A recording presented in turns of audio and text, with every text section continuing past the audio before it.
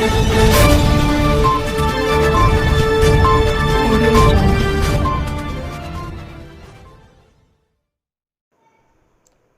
आदाब, आप देख रहे हैं न्यूज़ 53।